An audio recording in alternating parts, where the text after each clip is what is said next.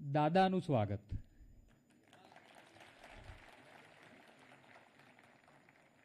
સાહેબ, દાદા શબ્દમાં બધું આવી જાય અને એ જ પ્રેમ ને આશીર્વાદની અપેક્ષા સહ આપનું હાર્દિક સ્વાગત કરું છું સાહેબ. દાદા એટલે ગુજરાત રાજ્યના મક્કમ, મૃદુ, પ્રેમાળ, સર્વેને સાથે લઈ ચાલનારા, સમગ્ર ગુજરાતને સુશોભિત કરી રહેલા, સમગ્ર ગુજરાતના ભવિષ્યને સુરક્ષિત કરવા કાર્યરત, સમગ્ર ગુજરાતનો આર્થિક સામાજિક રીતે પાછળ રહી ગયેલા સમાજનું પ્રતિનિધિત્વ આપવા કાર્યરત એવા આપણા સૌના લોકલાડીલા માનનીય મુખ્યમંત્રી શ્રી ભૂપેન્દ્રભાઈ પટેલ સાહેબનું તુરી બારોટ સમાજ વતી, તુરી બારોટ સંઘ તરફથી હાર્દિક અભિનંદન, સ્વાગત છે સાહેબ.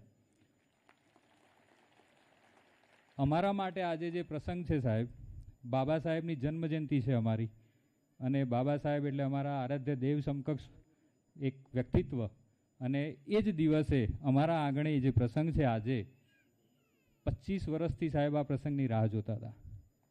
25 વર્ષ અમારા વડીલોએ કામ કર્યું, પણ અમે સીએમ, ચીફ મિનિસ્ટર સાહેબ, ગુજરાત રાજ્યના મુખ્યમંત્રી શ્રી આજે પ્રથમ વખત તુરી બારોટ સમાજના આંગણે સાહેબ મહેમાન બન્યા છે.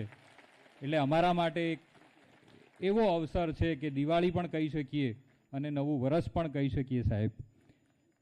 કૃષ્ણ અને સુદામા સાહેબ મિત્રો હતા, સમય જતાં અલગ થયા, વર્ષો પછી મિલન થયું.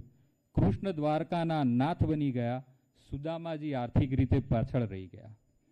આપશ્રી એટલે ગુજરાતના મુખ્યમંત્રી, અત્યારના બંધારણ દ્વારા ચૂંટાયેલા સર્વ સત્તાધીશ ગુજરાત રાજ્યના વડાશ્રી. તુરી બારોટ સમાજ સાહેબ વર્ષો પહેલા સર્વે ગુજરાતીઓનું મનોરંજન કરતો, ભવાઈ, કલા, સંગીત, બારોટાઈ દ્વારા, અને એ વખતના સત્તાધીશોને પણ અમારો સમાજ સાહેબ પ્રિય હતો. સર્વ સમાજ સાથે અમારી મિત્રતા હતી, જેમ કૃષ્ણ અને સુદામાની મિત્રતા હોય એમ, કારણ કે એ વખતે સાહેબ ટેલિવિઝન નહોતા, એટલે અમારો સમાજ જ સર્વે સમાજોને મનોરંજન આપવાનું, એમના મોઢા પર, એમના ચહેરા પર હાસ્ય લાવવાનું કામ સાહેબ અમારો સમાજ કરતો. એટલે દરેક સમાજના અમે મિત્ર હતા.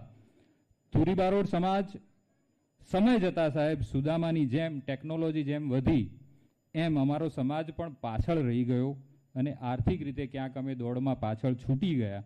આટલા વર્ષોથી સપનું હતું કે કોઈ મુખ્યમંત્રી શ્રી અમારા મહેમાન બને અને અમને સાંભળે, અમને અમારી પીઠ થાપડે.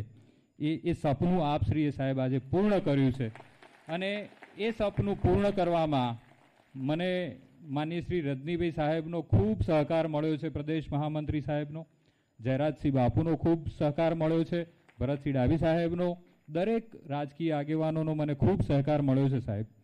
એટલે આજે એમ જોવા જઈએ તો જેમ કૃષ્ણ અને સુદામાનું સાહેબ વર્ષો પછી મિલન થયું હતું, એમ એક સમાજના મિત્રોમાંથી જુદા પડેલા એક મિત્રો આજે ફરી ક્યાંક ને ક્યાંક આપના આવવાથી આપણું મિલન થયું હોય એવી અમારી લાગણી છે સાહેબ. તુરી બારોટ સમાજની સાહેબ આપની સમક્ષ શોર્ટમાં રજૂઆત કરું કે અમારો સમાજ અત્યારે સર આર્થિક રીતે, સામાજિક રીતે અતિ પછાત જાતિમાં આવે છે.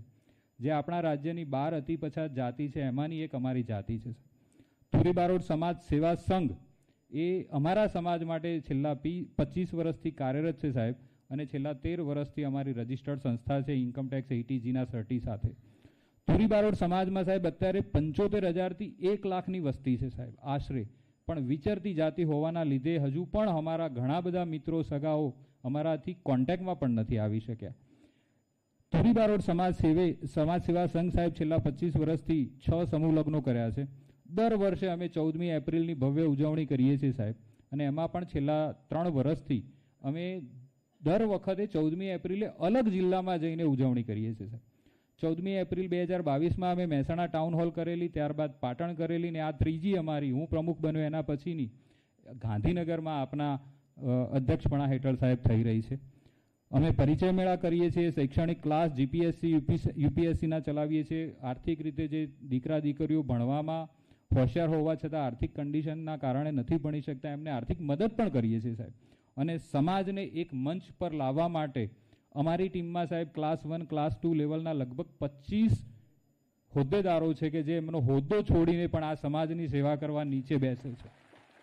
એટલે એ અમારા તુરી બારોટ સમાજ સેવા સંઘની ઓળખ છે સાહેબ, કે અમે જે હોદ્દેદારો છીએ મોટા ભાગના બધા આ સમાજમાંથી સ્ટ્રગલ કરીને આગળ આવેલા હોદ્દેદારો છીએ. દર વર્ષે સાહેબ 200થી વધારે લોકોનું સન્માન અમે 14મી એપ્રિલે કરીએ છીએ અને આજે અમે સન્માનની સાથે સાથે બાબા સાહેબની જન્મજયંતિની ઉજવણીની સાથે સાથે આપણા હિન્દુ કલ્ચર પ્રમાણે જે માતા પિતાની પૂજા એ પણ સાહેબ આજે 36 દીકરા દીકરીઓ એમના માતૃપિતૃની વંદના 7 વાગ્યાથી 9 વાગ્યાની વચ્ચે જાહેરમાં સાહેબ અમે લોકો કરવાના છીએ. આપશ્રી જ્યારે મુખ્યમંત્રી તરીકે અહીંયા પધાર્યા છો ત્યારે સાહેબ બીજું કંઈ નથી માગતો પણ આપનો આશીર્વાદ અને અમારા સમાજ તરફ એક અમી દ્રષ્ટિ સાહેબ. અમારી સૌથી મોટી એક સમસ્યા છે કે અમને ગાંધીનગર આજુબાજુ અમારી પાસે કોઈ ભવન હોટલો નથી સાહેબ. અમારા દીકરાઓને ભણવું હોય પણ રહેવાનો ખર્ચો એટલો બધો અમદાવાદ ગાંધીનગરમાં હોય છે કે એ લોકો ભણી પણ નથી શકતા અને ક્યારેક એમને જોબ કરવી હોય 20-25 હજારની સાહેબ કોન્ટ્રાક્ટ બેઝ ઉપર નોકરી તો મળી જાય છે પણ એ લોકોને અહીંયા રહેવામાં જ ખર્ચો 10-15 હજાર થઈ જાય છે. એટલે અમારી સૌથી મોટી કોઈ તકલીફ હોય તો અમને અહીંયા કોઈ અમારી એક હોસ્ટેલ જેવી કોઈ જગ્યા નથી સાહેબ. સાથે સાથે અમે ભવિષ્યના સાહેબ કેટલાક આયોજનો કરી રહ્યા છીએ જે આપશ્રીને અમે આવેદનપત્ર સ્વરૂપે આપને રજૂ કરીશું. અમારા ભવાઈ કલાકારો જે છે સાહેબ ઉંમરલાયક થઈ ચૂક્યા છે, બહુ બધા યંગસ્ટર્સ પણ ભવાઈ કરી રહ્યા છે પણ એ લોકોને પણ એક સર પેન્શન અને જ્યારે વૃદ્ધ થાય છે પછી એમને કામ મળતું નથી એટલે એમને પણ એક મોટી સમસ્યા આર્થિક નડી રહી છે સાહેબ. અને અમારા બાળકો સાહેબ બધા સંગીતમાં માસ્ટર છે. જન્મે ત્યારે અમારું એવું કહેવાય તુરી બારોટ સમાજનું દીકરો ઘોડિયામાં જો રડે ને તો પણ એ સ્વરમાં સૂરમાં રડે સાહેબ. એટલે સંગીતમાં તો અમારી માસ્ટરી છે જ સાહેબ. અમારા એવા કલાકારો છે, મણિરાજભાઈ બારોટ સાહેબ અમારા એના ઉદાહરણ છે, જો આપે સાંભળ્યા હોય એમને તો એ અમારા સમાજનું સૌથી મોટું ઘરેણું હતા. અને એવા તો અમારે ઘણા દીકરા દીકરીઓ છે સાહેબ પણ અમે એ લોકોને જે પ્રોફેશનલ ટ્રેનિંગ કહેવાય, સંગીતની જે પ્રોફેશનલ ટ્રેનિંગ હોય જે ફિલ્મ લાઇનમાં ચાલતી હોય કે પ્રોફેશનલી, એ અમે આર્થિક કારણોસર સર આપી શકતા નથી. આ અમારી એક મજબૂરી છે. અને જેમ સુદામાના દાળિયા ખાતા ખાતા જ કૃષ્ણ ભગવાને એમનું કલ્યાણ કર્યું હતું, એક પ્રેમ આપ્યો હતો, તેમ બાબા સાહેબે સર્વે સમાજો સાથે મળી કલ્યાણનું કામ કર્યું હતું.